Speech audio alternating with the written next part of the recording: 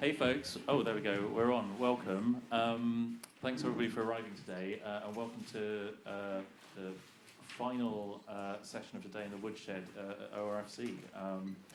My name's Tom and I'm part of a shared assets team. I'm just sort of introducing this session as part of the Justice Hub, which is a collaboration between shared assets and seeding reparations, and it's one of a series of talks that's providing sort of spaces to voices of people who have been marginalised from the land system for all sorts of reasons, particularly associated with agricultural work as well. I just wanted to run through a few bits of housekeeping stuff before I intro the main act for today, which is a very exciting panel, which I'll intro in a second. But it's going to be a sort of podcast-style setup with some Q&As at the end. If you want to ask questions at any point, please just stick up your hand and ask that question when it's available to you. We also have a bunch of guidelines in this session around sort of being respectful for the room and understanding there's different points of views. So please if you can sort of be respectful of different opinions, that would be great. And if you are feeling at any point like you need some well-being support, Andre, who is going to stick his hand up, is here and can if you can speak to Andre if you need to around if you felt like you've experienced any violence or if you feel like you need to get some support in that area as well. But yeah, I think that's all I probably wanted to say briefly. So I'm going to hand over to Mr. Vine and Rosina and the team for this session, which is called Diasporic Black and Brown Communities, Land Belonging, Representation and Social Justice. So over to you guys and enjoy the session. Thank you, and thank you for being here. Welcome to our panel discussion. So this is about land justice, past, present and future. And throughout this discussion, we're going to be exploring all of the dynamics and the concepts around land justice, breaking it all down, and hopefully breaking down barriers, breaking down concepts.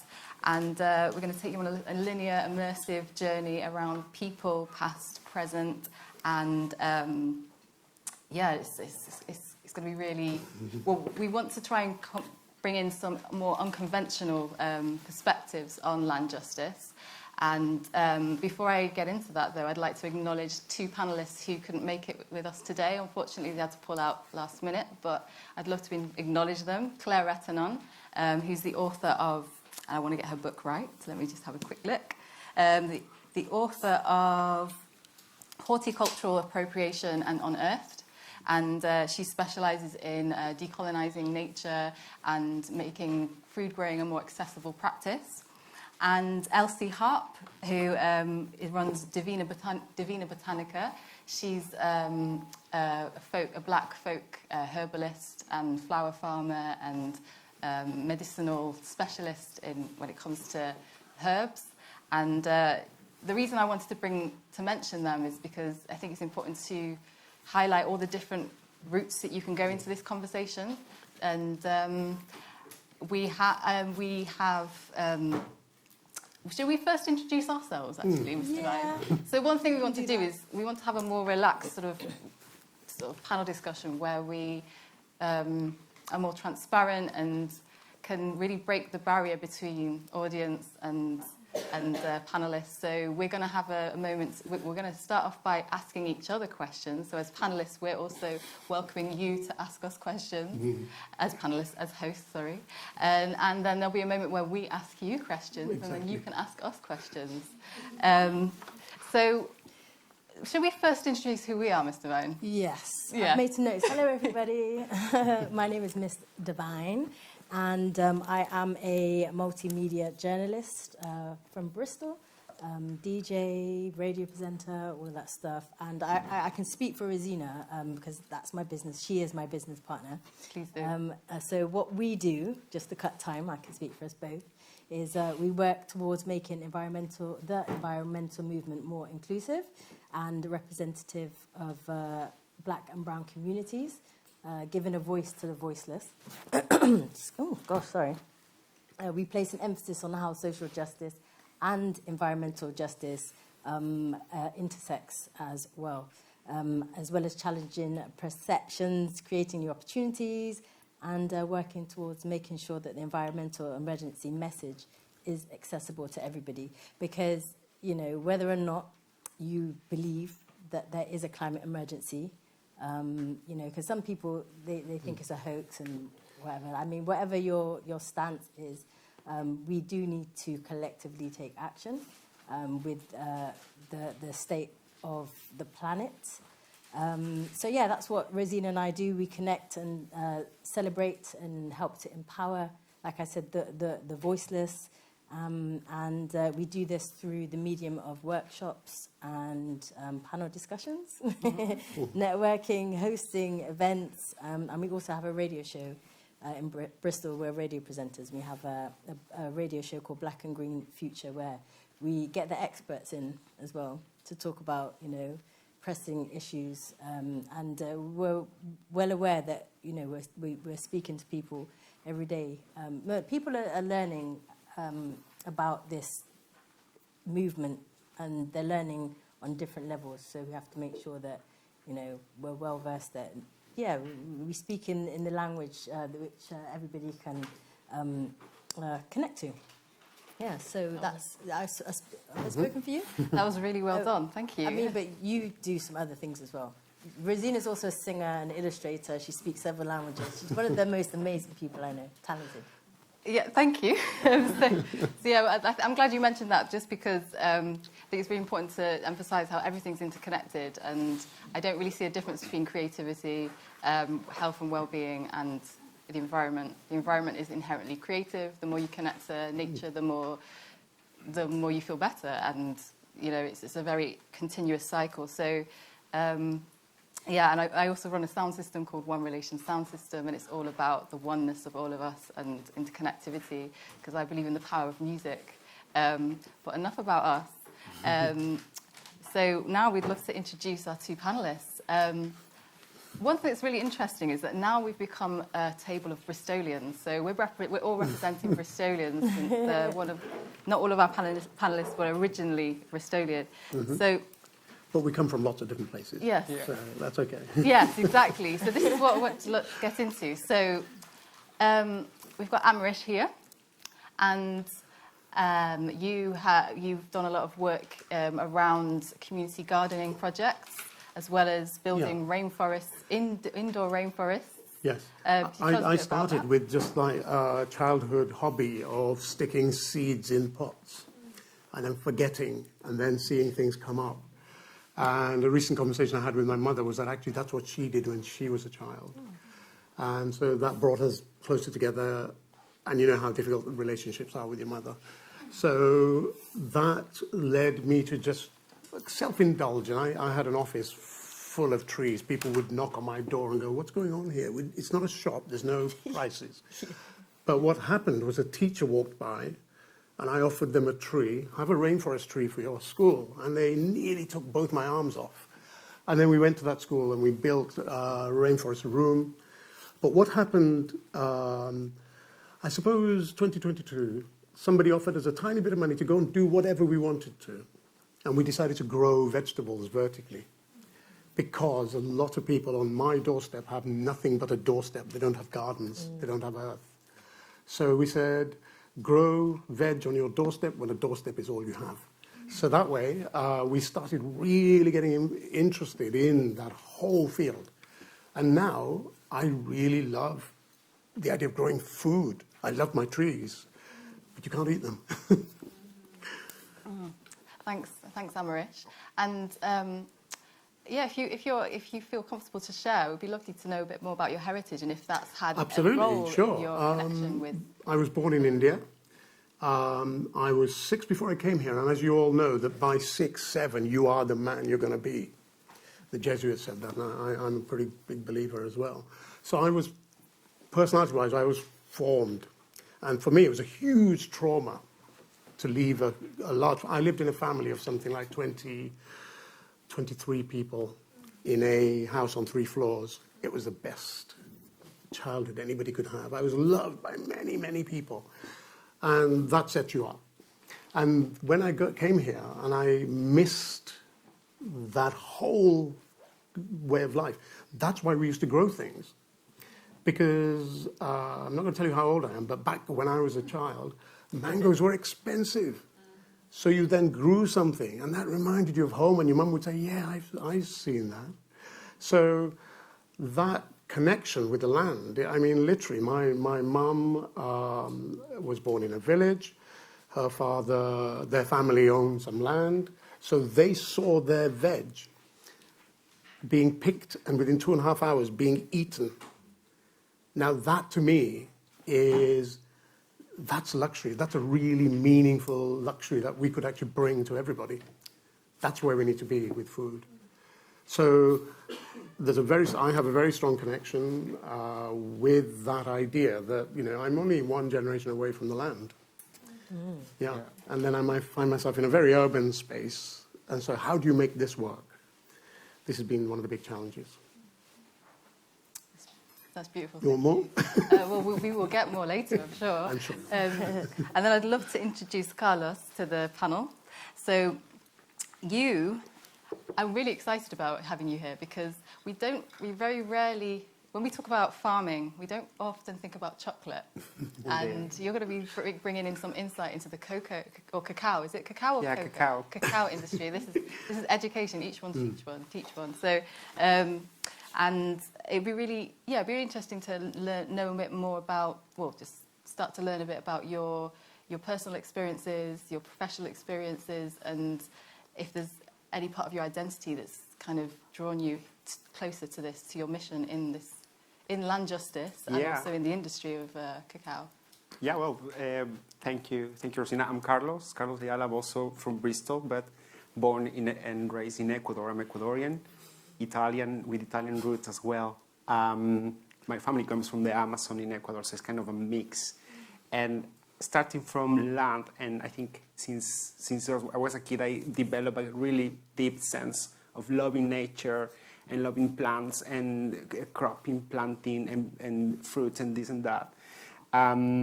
Certainly, I'm a chocolatier, but mostly I'm advocating for sustainable consumption of chocolate now because we just know chocolate as the chocolate bar you normally eat today, but what I'm trying to do with the company and the project itself is working with Ecuadorian cacao farmers, Ecuadorian chocolate makers, championing their craftsmanship rather than being myself the great chocolatier.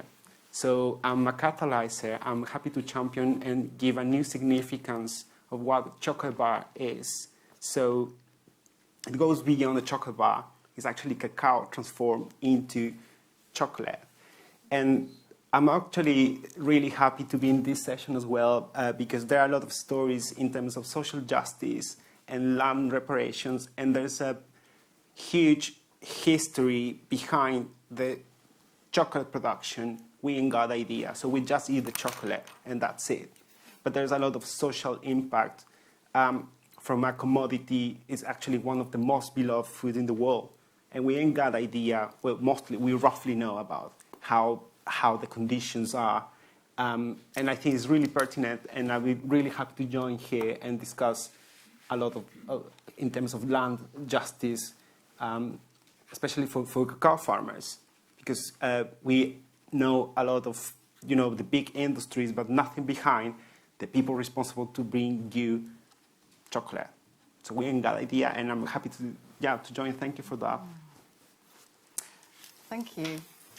So now that we've got a bit of insight into the angles that you're going to be exploring this topic from, I'd like to start by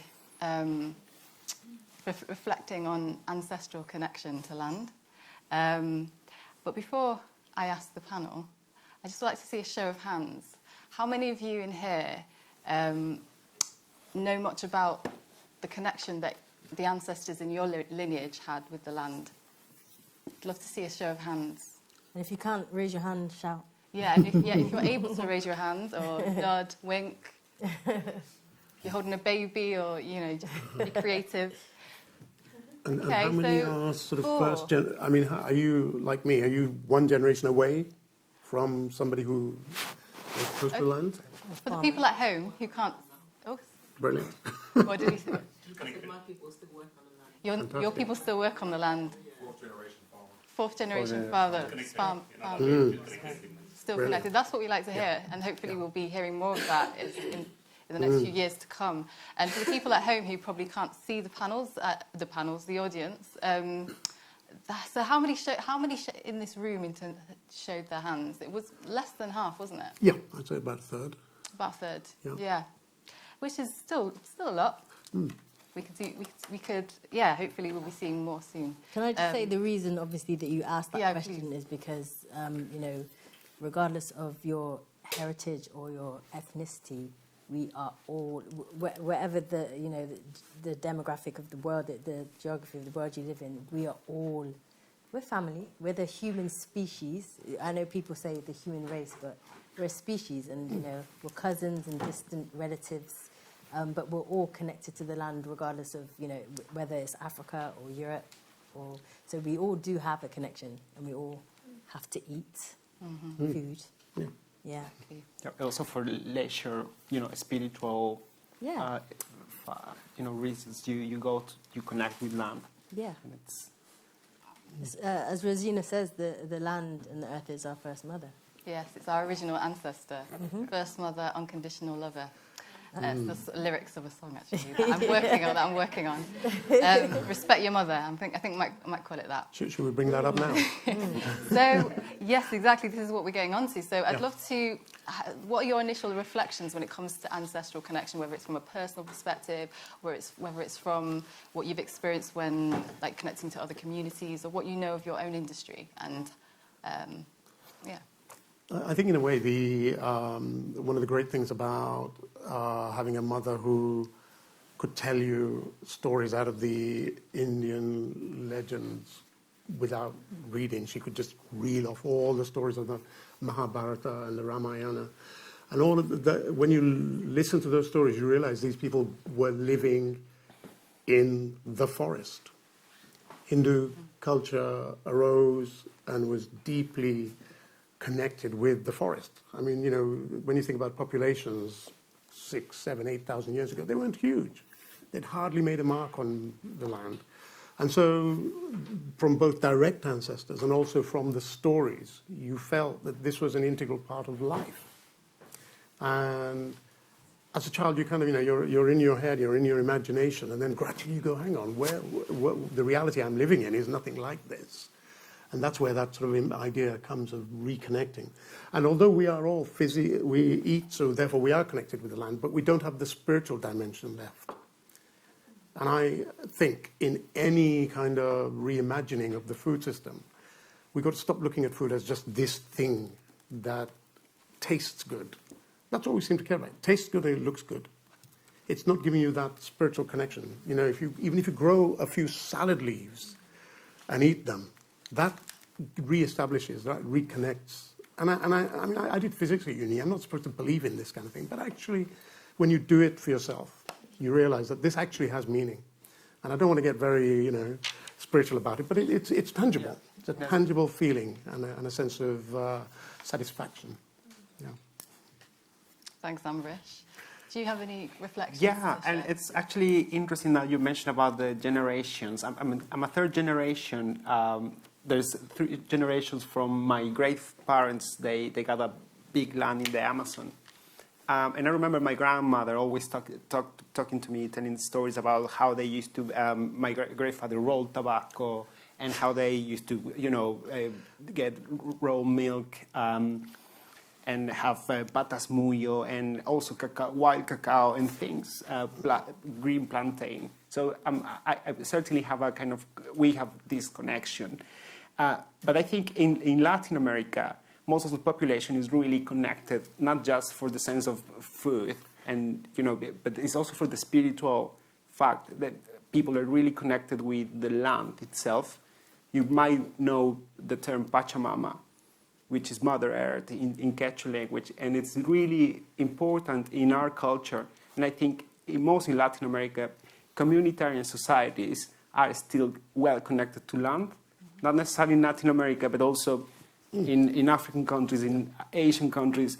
communitarian societies are still connected to this, to land in the sense of a spirituality, but also food providing, food provision, and it's something that unfortunately is being lost since land is being marketed. So since the beginning of revolution, the Industrial Revolution, it just certainly changed. So, most of the land is is a commodity now. But we talked earlier today about the difference in approach to land. I found out only recently that in India still, I hope I'm right in this, you have a right to farm a piece of land, but you don't own it. Now, obviously, when European ideas of ownership encountered peoples who didn't believe you could own the land, it was quite easy to say, okay, well, you don't own it, therefore it's okay if I claim, if I stake a claim to it. So that we were interested in the discussion we had this morning about when that happened. Yes. So our ancestors went through that experience. And again, coming back to Pachamama or Mother Earth, if we treat Mother Earth as a person, I mean, it seems the most obvious thing to me. She is a person. You've got to treat her like a person. You can't own a person. You don't own your children. You don't own your partners. So we need to have more of that sort of attitude. You can make good use, work with the land, but not own it, not exploit it. This is where the big difference. So we were wondering, this morning we had lots of discussions, and we were thinking, where exactly did those changes happen for our different communities? In this country, I think it could have been when William the Conqueror came along and decided... Could I just pause you there? Sure. Because this is exactly where we're going to go on to. And I love how it's a co-creative space, because it's great that you've brought this up. But I'd like to first get some feedback from the audience. Because you're touching on how did we get here when it comes to the environmental crisis and this disconnection from land, disconnection from food, this food chain instead of food. What did you describe it as? We want to move away from food chain and have, what was the word? Food distribution. Network. Clusters, that's it. We'll get into that. So before we start to explore that, I'd like to know if anyone in the audience, if you could put your hand up, if you've got any ideas of how we've got to this point where we've got this disconnect, we've got this crisis, and maybe just a short phrase, like just shout them out. So who put their hand up just now? Yes. It's not going to be a short phrase. So I can feed it back to the people. I would say that certainly from someone of my generation, I'm 59. Oh, we've got a mic actually. So do you want to pass that over? I'm 59. I'm half English, half Nigerian, and it was very much not a thing. My father was absolutely furious with me for saying I wanted to be a farmer. I mean, it's not something that's valued anymore because you don't make the big money. I mean, go off and be a doctor or a lawyer or an accountant or a dentist. Fine. I want to work the land. Are you a bushman? What is this? No, that's the attitude. But this is why that's colonisation for you. Yes. That's colonisation, but that's the end. The lived result is that when I decided to become a farmer, my father was, he disowned me actually. Wow. So, that's the extreme length that parents were reacting to that sort of decision that you made, because it's just like antithetical to what they think is progress. Thank you so much for sharing that. I just want to make a little reflection on that. I see there's another hand and we'll get to you. You've really touched on a really important point there, and I think this is especially true amongst African and Asian diasporic communities. There's a perception of shame attached to working with the land amongst a lot of people I'm wondering why that is, and my assumption is that it's connected to capitalism and this status. Like the more disconnected from land you are, the more rich you're perceived. But also talking to, because I'm African Caribbean heritage, and my family most recently went on an ancestral journey through Jamaica. But speaking to a lot of my friends and family, what often gets brought up is this almost genetic memory or just painful memory of the association of working in the land and doing that out doing that against, not out of choice, and it being associated with labour, associated with slavery. So that's a really interesting point to touch on, when actually the more we connect to the land, the more we can feel free and realise that actually we can free ourselves from the slavery of being part of this system. Go ahead. Yeah, so that is one of the painful things that, I would say uncomfortable topics about how we got here. It's uncomfortable, but it needs to be acknowledged. No, exactly. It does need to be spoken about. The Industrial Revolution and what kick-started that. And that was the free labour of kidnapped Africans, I would say, because, they weren't slaves, they were doctors. Enslaved. Yeah, they were skilled people who, knew about agriculture and horticulture, and, that's why they were, taken to build America and build the rest of the world. And, the free labour of, kidnapped Africans working for free is absolutely, that's one of the questions, that how did we get here? And kind of exploring that. That lovely lady there said colonization, Colonization. Exactly, And, I just want... Because in that colonization experience, because the colonizers were taking raw materials from the colonies and the processing was happening here, it was seen as if that was a poor relation in that whole endeavor. So obviously, as colonized peoples, we took on the attitudes of our colonizers, that working on the land was... And so, in fact, that is still a thing, because I can speak for certainly Indian people. We don't have the same attitude to the countryside. We didn't have the same attitude to the countryside as perhaps people who think the countryside is a wonderful natural environment. Obviously, it's not. I have a very positive connection with nature. I'm not that keen on the green patchwork fields that we've created. So, yeah, it's still a remnant of that whole experience. I just want to make sure that you know that you're not forgotten over there. You had your hand up. Was there something you still want to share? Yeah, sorry. Just in terms of just in terms of how we got here. Again, I don't feel like I can explain this fully, but with the idea of some kind of breakdown in the hemispheres of our brain and how they communicate. Wow. Which I know has been exacerbated through our education systems for at least the last 400 or 500 years. But I would say the origins of it go back deeper into kind of written language, concepts of past and future and time, and kind of what we define as civilization itself.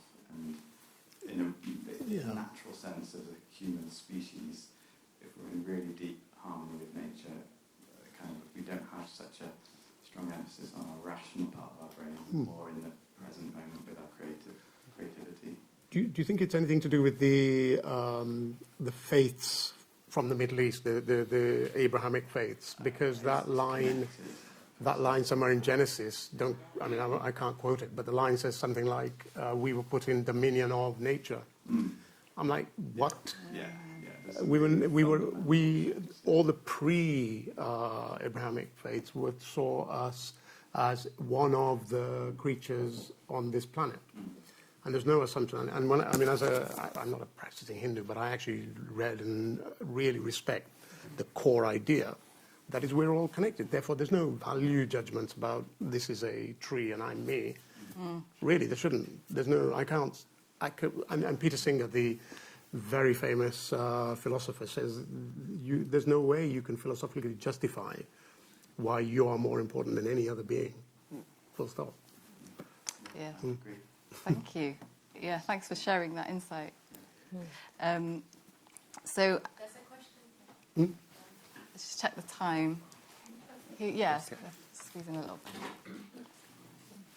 Just wanted to say there's also like a contemporary kind of route to this association, I think, that we need to acknowledge, which is that by depicting rural communities in the global south as being inferior, we enable the capture of their land, the exploitation of them within the global economy, and we allow the rights of those people to be undermined and our kind of collective conscience to remain untouched. So I think the maybe like a really uncomfortable thing is that while there is like this historic memory of like the harms associated with agrarian work, there's also a very real punitive example which we see on our screens every Christmas. When some charity appeal comes on and talks about the famine that's taking place, but doesn't mention at all the kind of webs in the broader system, which is unpicked.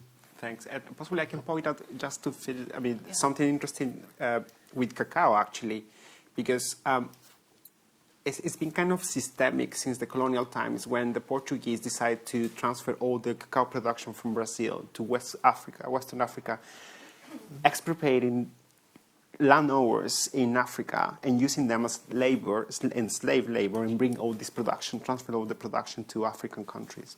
So, of course, they try to make this legal, and then when it comes to, making legal things that can't be necessarily fair. And, if you were somewhere working in the land, but you kind of work within the government, the colonial government, you meant to be working. So legally working. But, of course, most of the slave people, they didn't work for the colonial government indeed, so they weren't working. So from there, you already have like a, what you mentioned about being inferior people in the global south as, farmers. Like it's given the fact of, it's already stamped it's already signed with a stamp, okay, you can't be part of the colonial government, so you're not working, carry on doing what you do. And just as a fact of comparison, contemporary capitalism has normalized food nothing but a commodity. So, we're just coming from a production that just scale up in an impressive way because you ain't got idea how much cacao we need to produce the chocolate you eat. But yeah, it's a luxury chocolate bar accompanied by exploitation, but exploited producers until now. So nothing can change. So 70% of cacao produced in West Africa is produced for Mars, Mondelez, and Nestlé. And 2% of this 100 billion revenue, just 2% go to West African countries. So nothing has changed. So the context, the colonial times, I'm just depicting something in the past. I'm just putting figures up to now in money. So it's a commodity. Everything became a commodity. So from land and now cacao and then sugar and so on. But I just wanted to point out what you mentioned just as a comparison with cacao, what happened. Yeah, thanks for this. This is actually leading quite well onto the next topic that we wanted to explore, which was more focused on like food growing and having some insight into the industries, which hopefully you'll give us more. And I'd also like to hear more about your the projects that you're running. You gave us some insight at the beginning. It'd be nice to hear a bit more about the VGrow projects you've got going and the community gardening projects. No? Yeah. Okay. Yeah, go ahead. Yeah. I just, in fact, I should point out that when I first came to this country, we lived in a terraced house without a garden in Manchester, which had a small yard at the back. And my mum cobbled together soil and grew. Actually, she put loads of coal ashes in there as well, so I bet you there's loads of heavy metals in there, which we probably ate. But anyway, she grew coriander and she grew fenugreek and so on. So for her, it literally was one of the ways she kept her sanity, in a way, by growing things. So there is that ancient experience of mine of growing food, but left that all behind until very recently. And the thing that struck me is that we're at a point where getting in touch with nature is essential, but when we looked at the practicalities of this, if you're going to take school children and you're going to say to them, look, we're going to grow meaningful amounts of veg on the land, it amounted to quite a lot of work. It's great, but it amounted to a lot of work. And what we said is, well, this isn't accessible to every school in Bristol. Not every school is going to have the land to grow this. So we're going to have to take technology on our terms And we looked for very simple systems that children could help make, so that they could actually grow where you don't even need a lot of space. Because the systems we looked at were vertical hydroponic systems. So we put a small system in a nursery school playground. The idea being that in reality, we're in the future going to have to grow our own food closer to us. We're going to have to make it accessible, and to see it growing on your school playground wall would basically make this a norm for children. So the more we did this, and the more we took children around as helpers, and we'd go around and we'd eat the leaves. We wouldn't give them to the children until they begged for them. So we started creating this new relationship between food. Food isn't just this thing that you're given on a plate, which if you don't feel like it, you just throw away. It's actually re-engineering that whole relationship. And from that, I mean, that's what inspired us to then, some of the parents were saying, well, why are you doing this in school? We need it in our community. So we decided that actually we need to build systems, but not just give them to people, but get people to come in workshops and make it step by step. Give people the actual understanding and the control of something. So a small amount of what appears on their plate is there because of their own work, under their control. And funnily enough, the thing that came from all this is we started looking at food and saying, well, if I get rid of my preferences and my personal likes and dislikes, if I took the word like and dislike out of a conversation about food, and instead of that said good food good for me, and food not so good for me, want to get children talking like that. I don't want to know what you like and dislike. That's an aside. If it's good, cultivate that. Cultivate the taste for it. So this is why it became interesting. It spread into that whole idea of changing minds. You are very, very, very passionate about working with children. Oh, absolutely.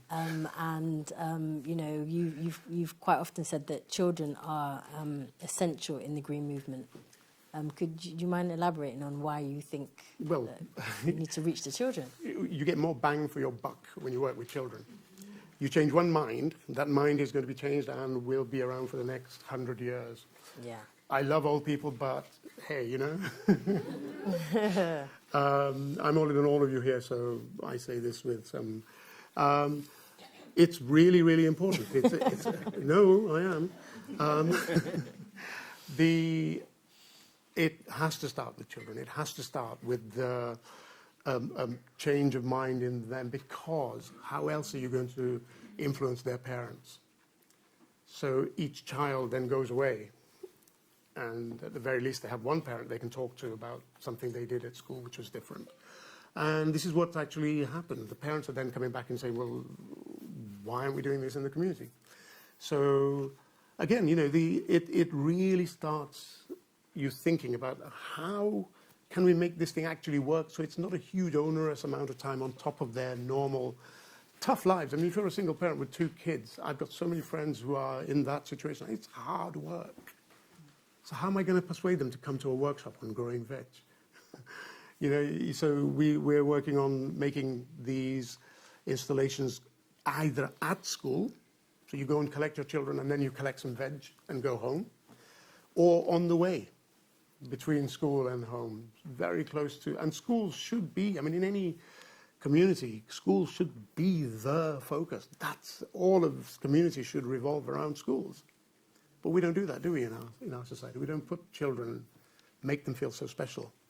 We were discussing today how, the school system and how children are sent to school to learn how to get a job, really, just, read and write and go straight into the system. But, what children should really be learning about is what you're passionate about, teaching them how to grow food. And also they should be learning about the body, as you said, and the brain. And they should be learning about love and respect and finance and things like that. So that, that's the responsibility of, you said society, but parents, society, Community. all of us. Yeah, community, that's right. Parents, guardians, grandparents, uncles. Yeah. sisters. Well, a classical Vedic education, you're taught 3 things. You're taught to learn to wait, learn to fast, and learn to think. A child who's never seen technology, who is able to think, will not have trouble mastering technology. We don't need to teach children how to do specific things. We need to really make them think independently so that they can come up with solutions that are out of the box that we are normally in. We need these fresh minds that are coming into our world and harness the ideas they have in their naivety. They might actually be able to see things sometimes more clearly than we are. Yeah, and it's really important to have that intergenerational exchange, Yeah. and to emphasise that wisdom is wisdom comes across all ages. It's not just something that comes with age. It's sometimes wiser the younger you are, actually, the closer you are to birth, because you're more connected. And this actually reminds me of a few projects that I'm currently doing, and Mr. Vine's joining me in with those projects in Bristol, where I think it's really important to acknowledge and celebrate and respect the elders of our community. And in Bristol in particular, we've got a really big African Caribbean community because of our history linked to the Windrush generation, and also known as the pioneers. And there's a lot of elders clubs, and I've been spending a lot of time listening to their knowledge and trying to combine these elder hangouts with young people hangouts, often like young school children years, because I think it's really powerful when you bring the two ends of the spectrum together, two ends of the lifespan together, and you just have Sankofa, which is, hands up if you know what Sankofa is. Oh, okay.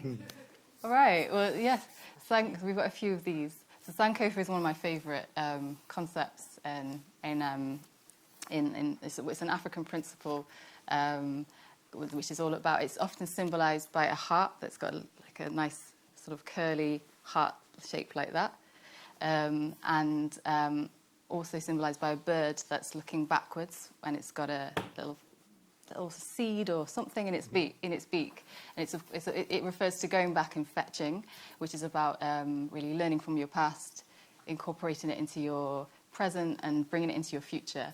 And I really think that's very connected to ancestral connection, but it's also the present and the past in your actual life and the people who are living amongst you.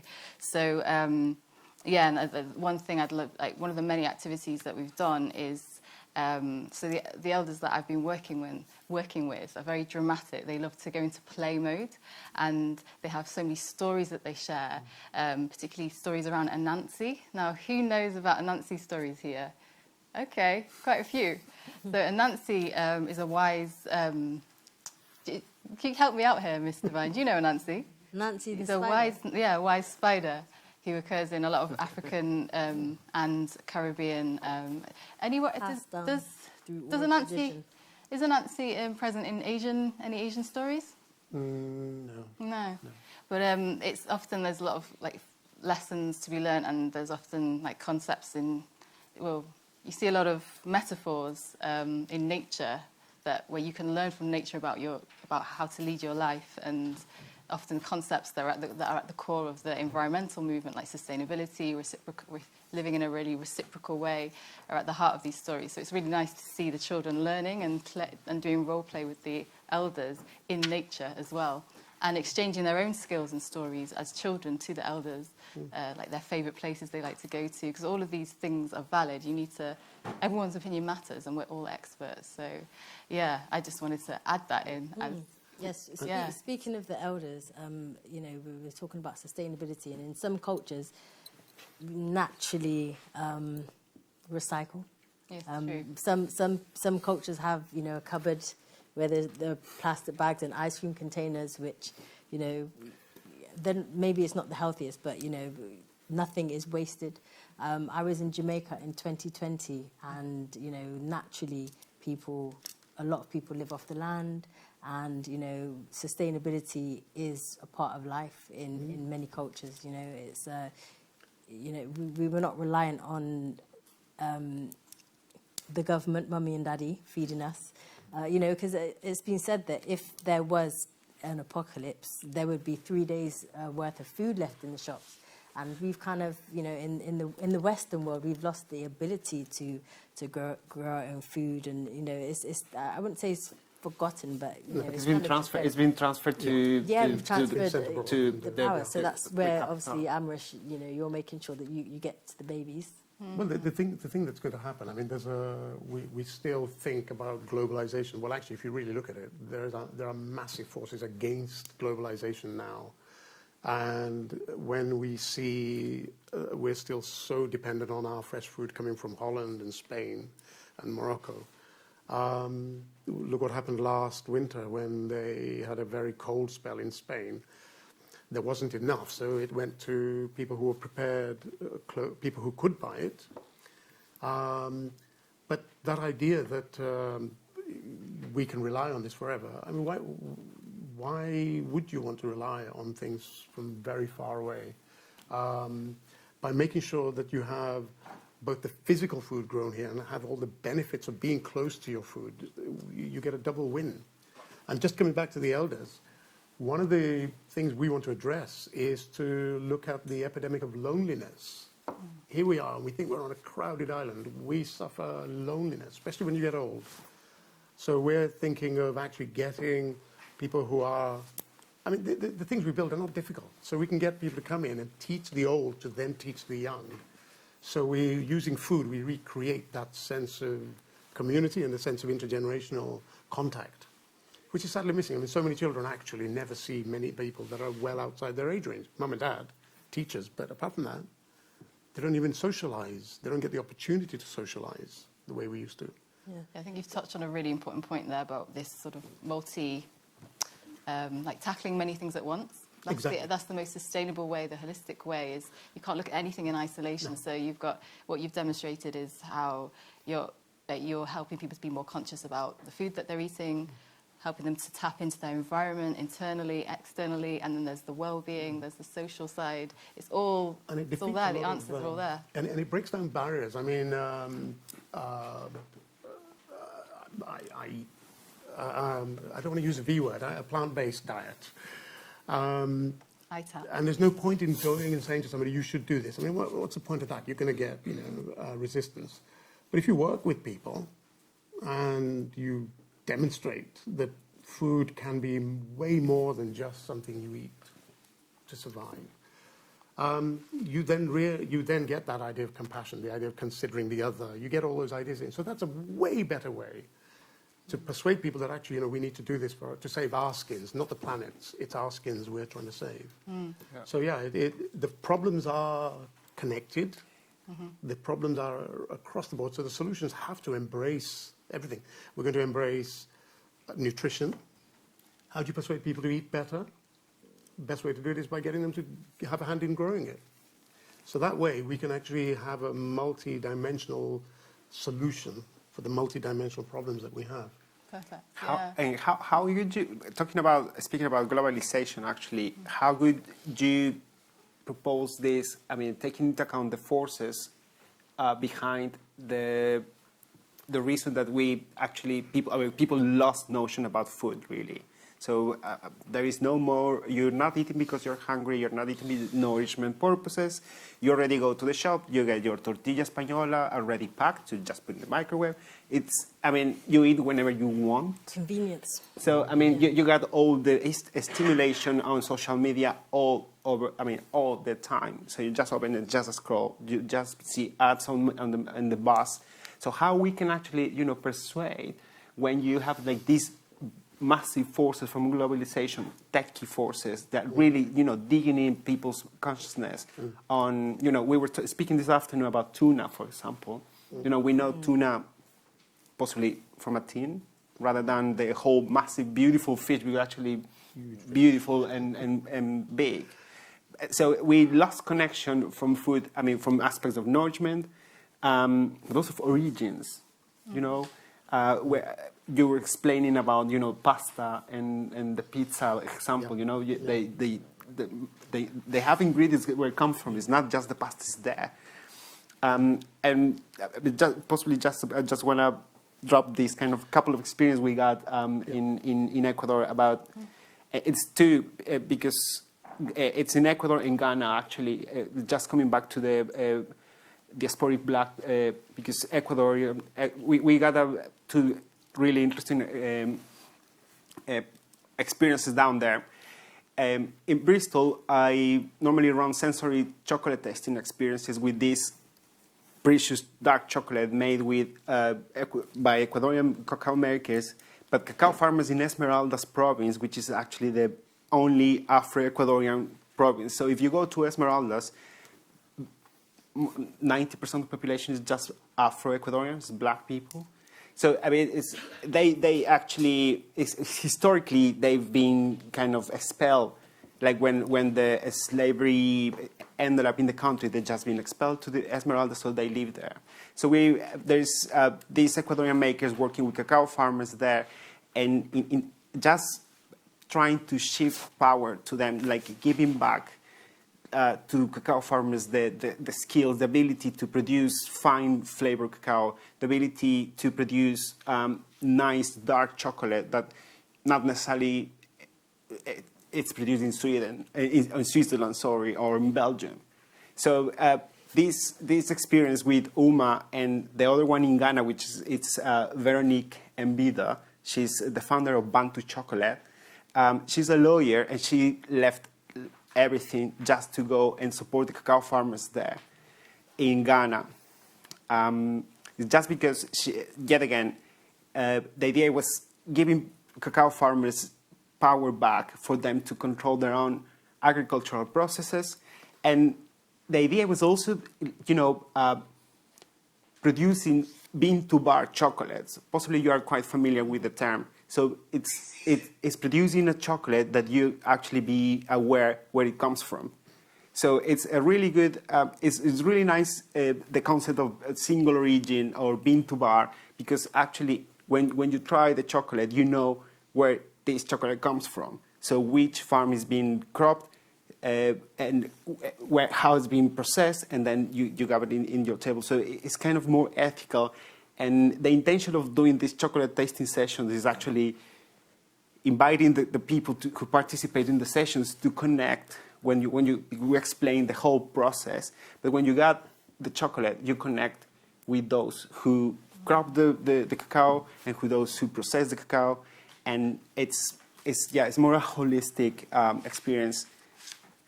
It's a mindful consumption. It's a topic also during the conference has been touched as well.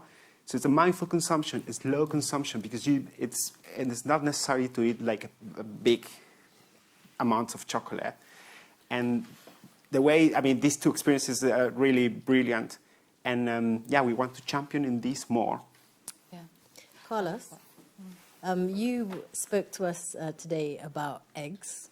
And you were explaining, Carlos explained to us in a discussion today about eggs, and he asked us to imagine, if one restaurant per day used, say, 1,000 eggs, the microcosm, and then just apply that to, McDonald's and, Murder King and all of these other restaurants. Multiply by just globally, just the mass production of that. So I would like to ask you, how important do you think it is to dismantle mass industrialization, and why it's so important?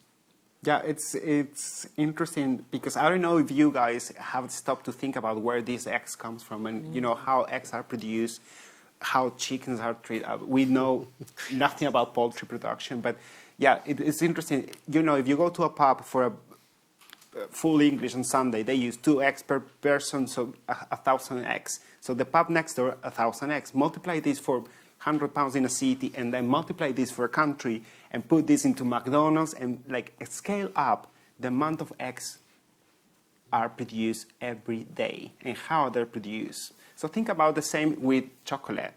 So you got Mars, crunchy, all sorts of chocolate, but you ain't got idea how many cacao pods you need, and you ain't got idea on how the production conditions are actually set up. So we never think about that. And we were speaking about, I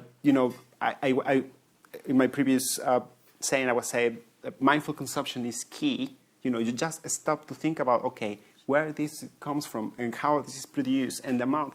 And it's a fact of accountability we were mentioning this morning. That's right. It's accountability. On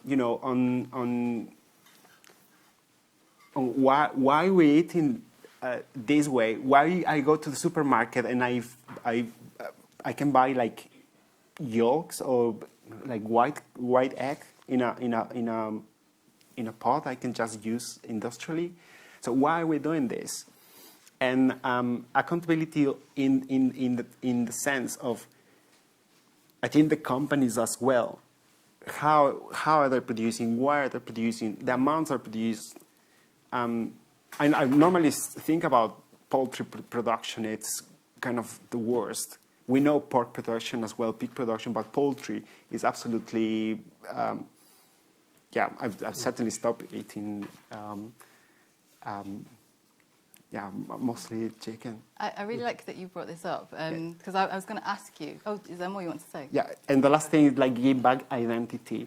Give back the identity of cacao and chocolate. That's exactly what I was going to ask you about. Yeah, Great give it back. I mean, the best chocolate might be Belgian, but I mean, it wouldn't be possible without cacao. So the best cacao it's Ghanaian, it's Ecuadorian, it's Colombian. So we want to bring back a new significance to this industry, which has been a bit harsh. It's all Nestlé, it's all good. But no, it's also not good, because cacao belongs to the farmers, to the land where it's cropped. And these transformational processes, might be really good happening in Italy or in Belgium, but I think it's important to give back identity of what the chocolate bar is, where it comes from, and directly sourced from local communities. Before you say more and give me more things to think about in my head, there's a lot of things I want to quickly ask you about, but I'm aware of time, so try and be as concise as possible so we can get onto more topics. I really like how you acknowledged the original way that cacao has been used by indigenous communities, and even you can maybe even touch on the spiritual aspects of it with us. And I also wanted to ask you though, because this is something that we were in the kitchen this morning talking, the kitchen where food is made. It was actually quite a significant place to have the conversation.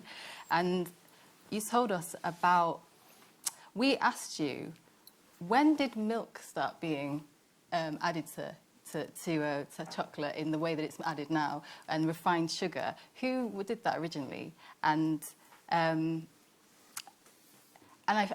found it interesting how we had a reflection on how this is this kind of adulteration of food, and how this is happening in so many other foods that we eat all the time. I mean, please tell us more. It's going to be a quick one, because this new trend, I don't think it's that new really. The bean to bar movement, it comes from like a decade actually. So it's, recognize the value of a chocolate that mass produced cacao chocolate. It won't capture, its characteristics, and also recognizing the labor behind the chocolate bar, all these ethical factors. I think coming back to the Industrial Revolution, the first chocolate bar, as you might know, was invented in Bristol back in 1847. So the chocolate bar as you eat now, it was invented in the UK in Bristol by Mr. Fry and Son. Okay. Yeah. So I think that was Cadbury? No, Fry, Mr. Fry and Son. Yeah. They're different, aren't they? So. Because during the colonial period, cacao and chocolate itself is being found its way to Europe as a drink, as it was used in Mesoamerica, like by millennia. But I mean, it was in 1847 in the UK that everything changed. So Mr. Fry, he just decided to incorporate hydropower to whatever the praxis the Aztecs and Mayas used to do before. All the fermentation, all the cropping, all the roasting, all the grind with mortar, and all these things. It's been put into like industrial fashion with a hydropower machine.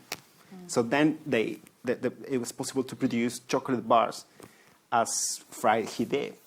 And that was the first time cacao was kind of in, the production, cacao production was high, it was high scale cacao production since then.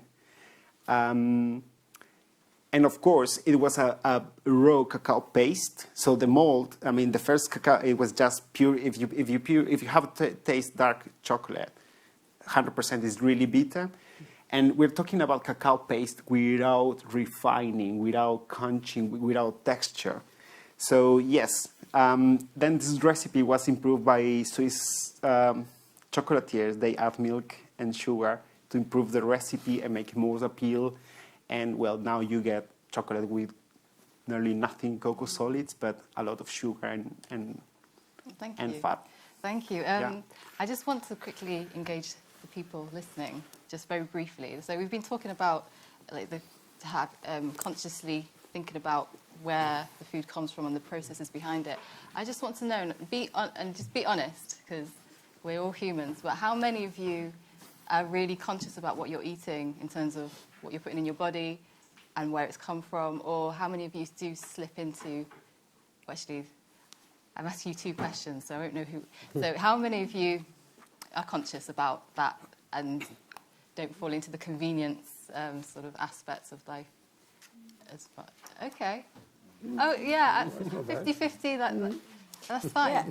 How many people here are actively having these conversations like in your own personal bubbles, like in your own reality, like with your,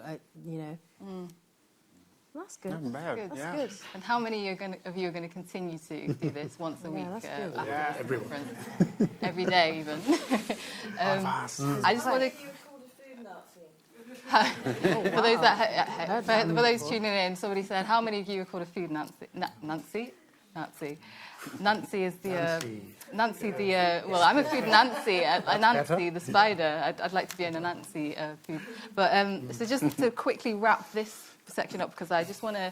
Before we sort of open up to the audience, I'd like to kind of cover a few other topics, or we'd like to.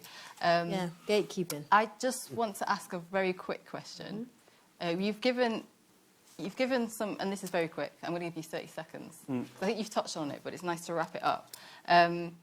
You've given some really thorough insight into the industries, and it's, of course, really important to understand what's going on. You know, knowledge is power, so that we can make informed decisions about what the choices we're making. And I just want to bring it back to the average person. Like, how is all this relevant to us? Like, what can we do? What can people who are sitting at home who aren't involved in those industries, like what can they do? And I think if you're struggling to think of anything, because you've said a lot already, I'm asking you to talk about that book that you're saying, like the naming and the shaming.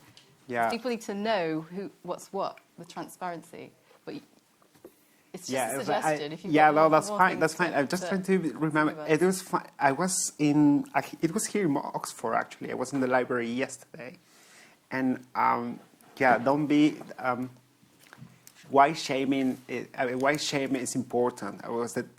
Possibly I'm not recalling the name properly, but it was the author. She was mentioning that why it's important actively shame and name and shame those companies, that are actually not doing great in terms of sustainability or actually exploiting resources. Because I don't like the term resources, because also it's really capitalist. From human resources to natural resources. I feel like really extractivist. Using and Yes. So I think actively doing this, it won't harm anyone. I think it will push from a societal perspective into, you're not doing great. So, we can, name and shame. And given that, for instance, I would say like certification and labels, for instance, fair trade, UTC, Rainforest Alliance, is not work. It is not working, because private companies take it out as a marketing add-on in their products. So they have a beautiful marketing team to put all these labels and put the product just to tick the box, which actually is another thing. Thanks, Carlos. Yeah. I'm going to let you have a chance to answer this, but please keep it within like 30 seconds. The idea, how does the average person try and change this system? Our approach is obviously start with children, get children to think about food, and we do that idea of like literally, really engage with what's going on in your mouth when you eat. But what we found, before we went into schools and talked to children about food, we found that there is so much misinformation about food. There is so much missing information about food. When you look at the research on food, most of it was done by the food industry. And you know what happens when you let car industry check its own results and tests. You let the tobacco industry tell you how healthy tobacco is, the oil industry tell you how it doesn't cause climate change. So we worked hard to find good, reliable sources of information. So there's a wonderful website, I'm going to plug it here, nutritionfacts.org. We want Dr. Michael Greger, who set it up, we want either he does it or we'll do it, create a child-friendly version of this website. So if you look at that website, please look at it. It's really reliable, scientifically proven, no opinions in there whatsoever. So we need to mindfully eat with knowledge. And I think that then will enable you to change your actions. And that's how we subvert that. Thank you. Yeah. Could you just repeat that again? What was the name of the app? Nutritionfacts.org is the website. But if you can also download an app called the Daily Dozen app. When somebody is trying to sell you information and you go on their website, you have to dig and find 10 anything. seconds there. This website the app is so good, very clearly laid out. Point at something, it'll tell you more about it. So that, and it's free, and they don't make any profits. They're not sponsored by anybody. I've also heard of an app called Yuka, like Y-U-K-A, but I'm not sure how. I'm not sure how transparent they are, but it's something to look into. Divine, you had. Yeah. So before we go to the audience questions, and talk about solutions, and get the audience opinions. We would like to just talk about gatekeeping, because I'm sure many people in this room have experienced what it's like to have, the door shut in your face, or, being pushed to the back, or, your voice taken away. Something that Rosina and I have experienced in this sector quite a lot, tokenism, gatekeeping. And, I did say at the beginning of this conversation that it's not about...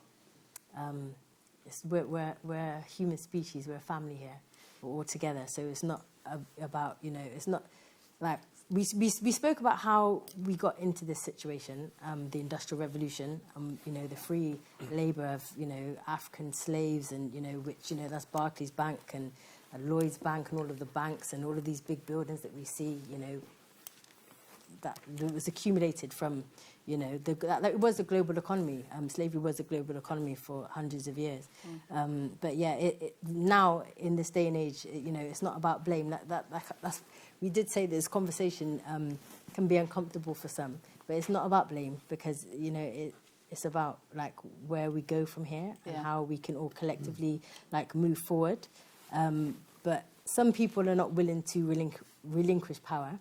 But I will definitely be getting your opinions shortly. But it is now, in this day and age, it's about class.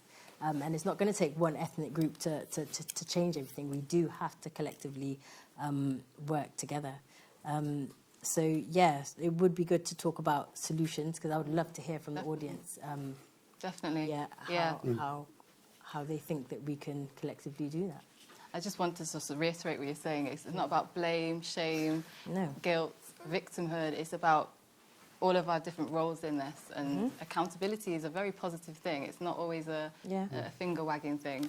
And there's so much liberation to be found in that. So, Miss Divine, I've forgotten what you just were wanting to do just now. Yeah, so redistribution of wealth, Operation Scorched Earth. Yeah, that's what needs to happen.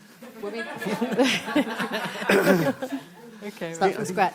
Start from scratch. But what were you going to say, Amber? I'm just going to say that the change will start by, first of all, reimagining what's going on. Remember that the people who went to Africa for slaves actually enslaved their own people first.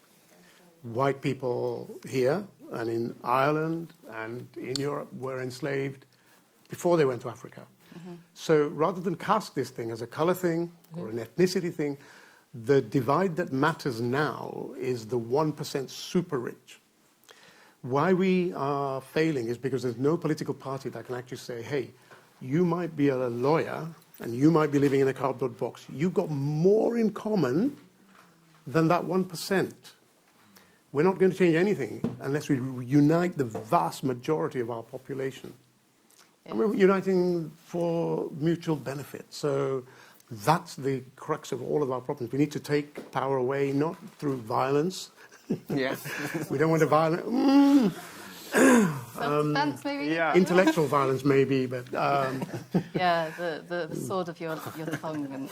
But yeah, I think you're right. I mean, it's really important to acknowledge, obviously, where we're at with racial, well, with systemic racism, and but to acknowledge that this is all stemmed from tribalism, which I thought that was on silent,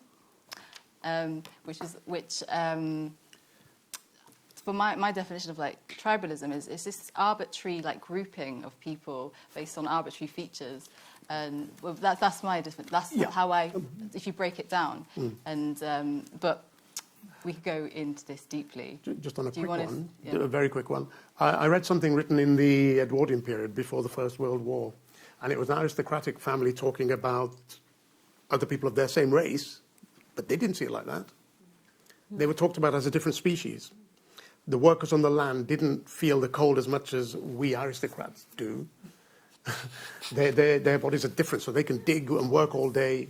We couldn't do that. So racism isn't a color thing. It's actually these people are looking at their own people, supposedly, as a different species. That's how they justify it. So that's why it's not about blaming anybody. We need to work together to wrestle that power, which is becoming more and more extremely above everything else. Now, I would say before racism and even classism, we can't forget our disabled brothers and sisters as well. Because we're moving into this new, like I was saying before, whether or not you believe that, this climate emergency is happening, because some people think it's a hoax, that's your opinion, but we are going into another industrial revolution, and there are going to be changes. The elites are doing whatever they're doing, and, we have to make sure that, nobody's left behind. We live in Bristol, and there are impoverished white communities as well as black, so it is about everybody. But like I said, our disabled brothers and sisters, with the way that they're reshaping the world, we have to make sure that they are kept in mind at all times, because they've suffered abuse for, probably a millennia before. Throughout history, yeah. Yeah, straight. Yeah, well, go on. Yeah, sorry, I really, because I'm aware of the time, I really would like to get to the audience. Because we want to just talk about solutions, collective solutions. Yeah, because it's not all about doom and gloom. It's about, okay, what next? How do we move forward together? The future part of the conversation now. So I think, do you want, and I'm actually going to say, how much time have we got left? Let's have a look. 15 minutes. 15, 20. So 15 minutes, yeah. should we allow our panellists to have a comment on what next? Yeah, and go to the audience. If you could stick to 2 minutes each, so that we can, learn from each other in the room. So who would like to go first? So what now and what next? Like, given the context of what we've been discussing? I will what do we quickly do with this? pick up on Amrish, and also what you said, mindful consumption of food with knowledge. I think that was a really big takeaway. Be mindful, be present when you eat. When you have this discussion, if you discuss with your circle of people about this. Sometimes we were talking about this with Amrish this morning. I'm also mindful of my digestion. So I just feel the food when I eat, and I know how the body works. But possibly it's too mindful. But mindful consumption of food with knowledge, I think that's a brilliant takeaway, and also embracing traditional farming wisdom and indigenous knowledge and wisdom. I think is key for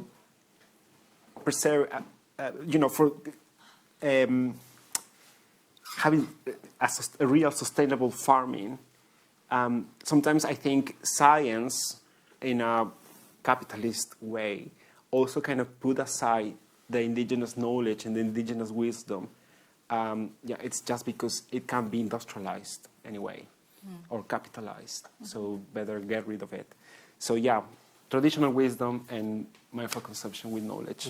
That was good. That was 2 minutes. 2 minutes. Well, I'm not going to apologize if I run over.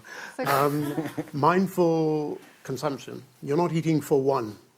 You're eating for the trillions within you.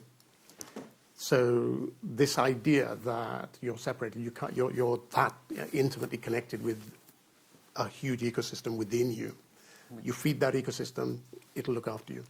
But in terms of where we go from here, the idea of we need, our species has survived so long because we are adaptable. We are able to change. Apparently, like Homo erectus didn't survive us maybe because they couldn't adapt as quickly as we could. We have language, we can communicate, we can actually share ideas.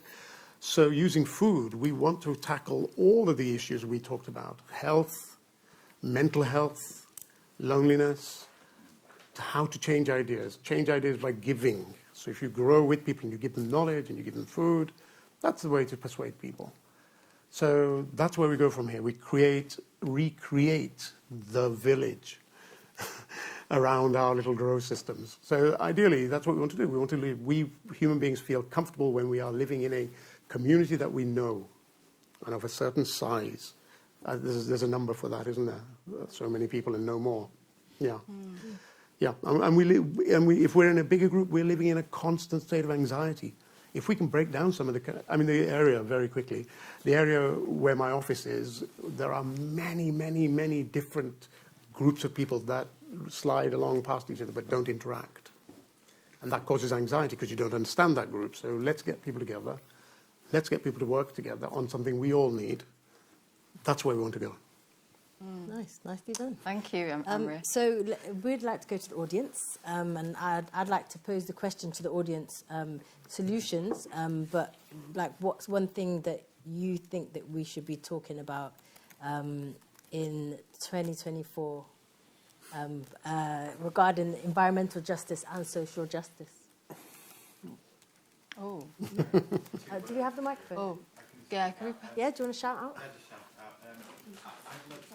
I'd love to hear people talking more about economic apartheid. Oh, could you put the... I'd like to hear people talking more about economic apartheid. Nice question.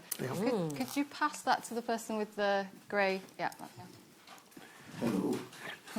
Anyone who knows me knows that I'm part of the Indigenous Land Back movement, which basically Indigenous communities in America and Canada are basically systematically suing the federal government to get more of their land back because the American government broke every single treaty.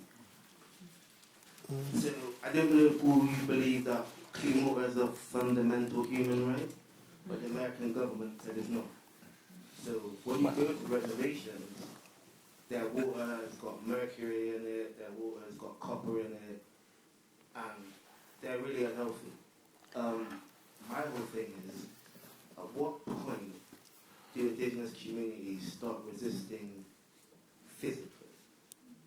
Right? Because I have friends that were at the Dakota pipeline they set dogs on them, they did so much stuff for them, and they would just peacefully protest. I feel like we're going into the spiral where they're forcing Indigenous communities to get more radical. That's concerning to me. And I think that should be something we definitely talk about. Because these people are not violent people, but what do you do when you feel like you have no other option? I'm scared for them. So I think we should talk about that. Yeah. Thank you for that. Before we, do you want to attempt to is that a rhetorical question? Well, first, do you think that water is a fundamental human right? Absolutely. Is water a fundamental human right? So we've got 10 minutes left, so we have to really be quick. I think we've got to, okay. Do you, what have you got a question answer to that? Absolutely, it's a fundamental human right. It's almost ridiculous, to suggest that it's not. But I feel like if it wasn't a capitalist answering that question, then they would say yes. That's why they say no, because they don't want to clean the water. They don't want to pay for it. So they're like, no. Yeah. But they have clean water then. What's your name? I'd like to celebrate the point you just My brought. name's Shama. Thank you, Shoma. Yeah, Yeah. So that's a question that we can ponder on afterwards, because this is in the back. next we've got someone here who wants to speak, don't you? Yeah. Hello. My name is Paula. I was wondering. I'm from Brazil and I live in Germany. And we have been, starting to develop a work in terms of, diaspora communities also accessing land in Germany, like farming land. And we have, it's very difficult, no? A lot of, besides of speculation, a lot of land is in the hands of family farms, no? So how can people, communities in the diaspora also, farm?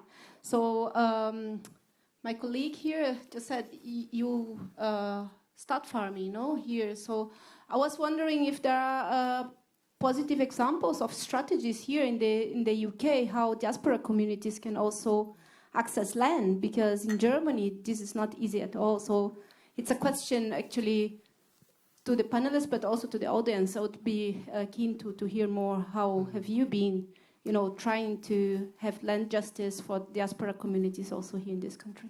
Thank you. Do you think you can answer that in 10 seconds. 30 seconds? I can only give you an example of one organisation which buys dairy farms and then doesn't have cows on them. And they did it literally by crowdfunding, step by step. Thanks. Carlos, have you got anything to add?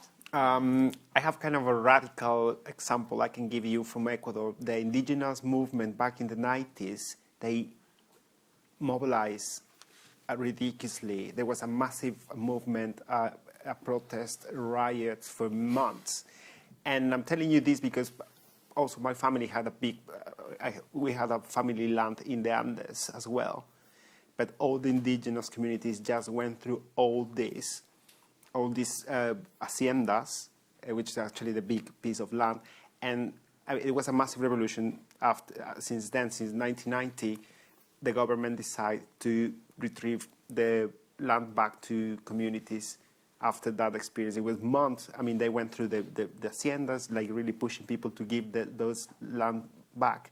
So after this revolution, I have to say, but it takes time, step by step. But it's kind of an extreme example, but that happened in Ecuador. The government gave the communities land back from these big families, haciendas, and I think. Thanks. Yeah. Thank you. The U.S. government currently right now has a push for land access, and the organization that I work for is one of those recipients of millions of dollars that they have put out into the country to sub-grant or re-grant out to folks trying to access land. Now, to my brother's point back there, now, do you trust that, or you see it? And I say that as an American politician, but there is efforts that maybe you can watch there that's happening now in the U.S.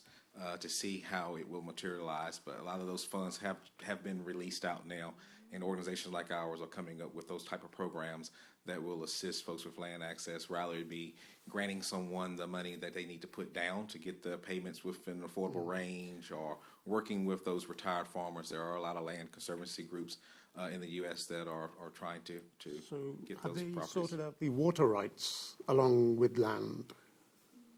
Because you've got to...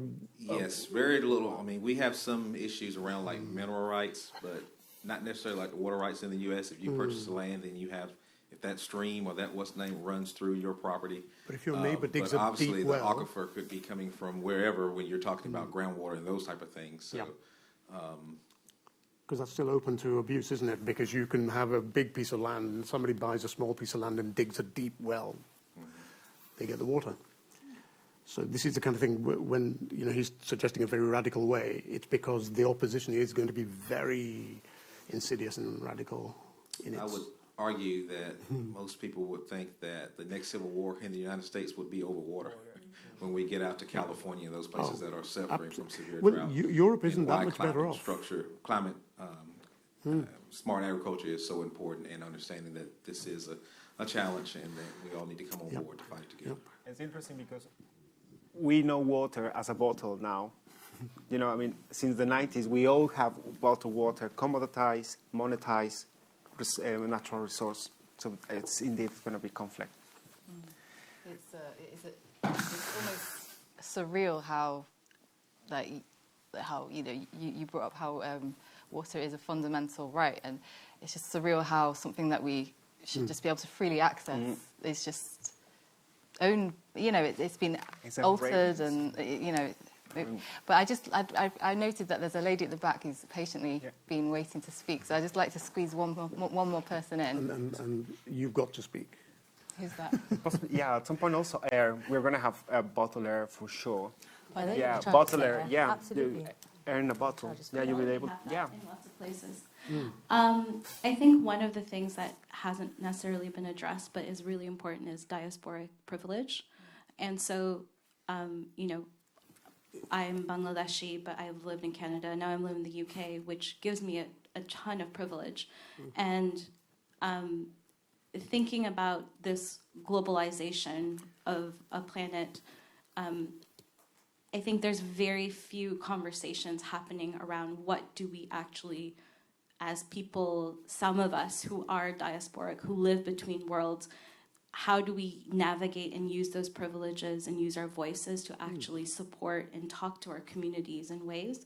If people are coming, you know, to Turtle Island in North America, a lot of the politics, the radical, actually very conservative politics are actually driven by immigrants and diasporic communities because they have been privilege and capitalism, right? Like we have been looking at power in a very capitalist kind of way. So I think it is important to also have that self-reflection of there's different intersectionalities of power and privilege that we owe ourselves, and where can we actually have those conversations that both, you know, benefit us, but also how can we lift other people up in those conversations? Absolutely. Thank you for sharing that. What's your name? I'd like to celebrate you as well.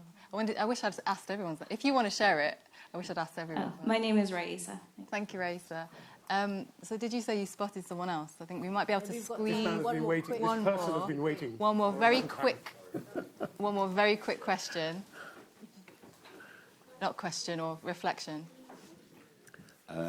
So my reflection is that I think there's like a contradiction that's been like revealed through this conversation, which is that the diasporic experience perhaps tells us that while our people are exploitable abroad, there are risks to us entering into kind of agrarian jobs. There's this kind of this sense of fear that, oh, hold on a sec, we might be walking backwards, and that we're going to kind of enter ourselves into risk, and the people who've made sacrifices for us can't understand that sometimes.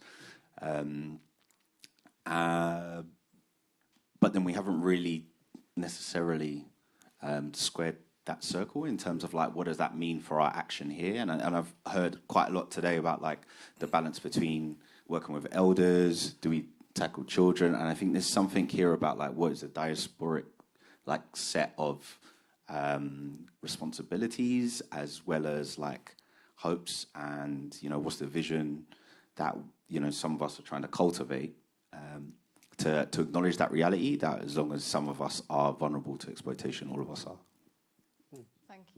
Thank you. That's a really good point to end this on. And there's so much more to talk about, and hopefully you're going to continue having these conversations after this. And well, let's see. We've got 1 minute. I think we can. Oh, I'm not sure. Oh, can you? Let's hear. Okay, 30 seconds, and then we're going to wrap this up. Hello. Hello, my name is Nassim. I'm from the United States, studying gardening from England, trying to beat the Brits at their own game. I think, in my world, I think we need more people of color, more black folks, like more people of color in leadership positions in the world of food and horticulture. I think we need to feature them. This is probably the most people of color I've seen all day.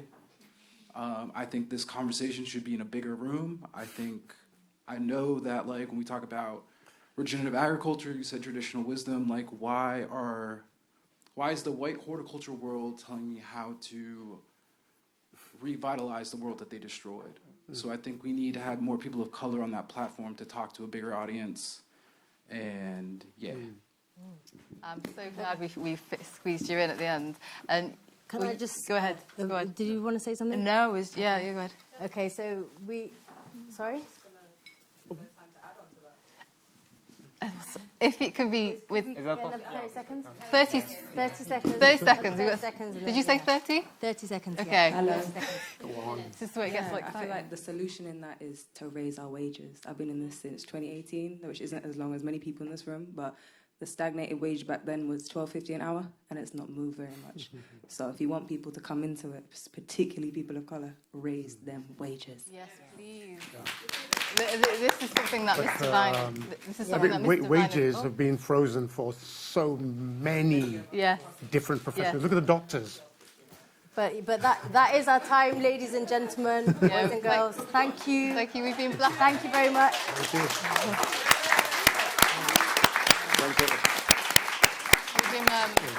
I just wanted to say one more thing quickly, and that is Ujima. It's not only the radio station that Rosina and I work for, it's called Ujima. Ujima means collective work and responsibility. It's a Swahili word, a sacred, one of the sacred Kwanzaa principles. And like we began the conversation that, we are a family in this room, and it's all of our responsibilities to kind of push. It's not going to take one ethnic group or one group of people over here.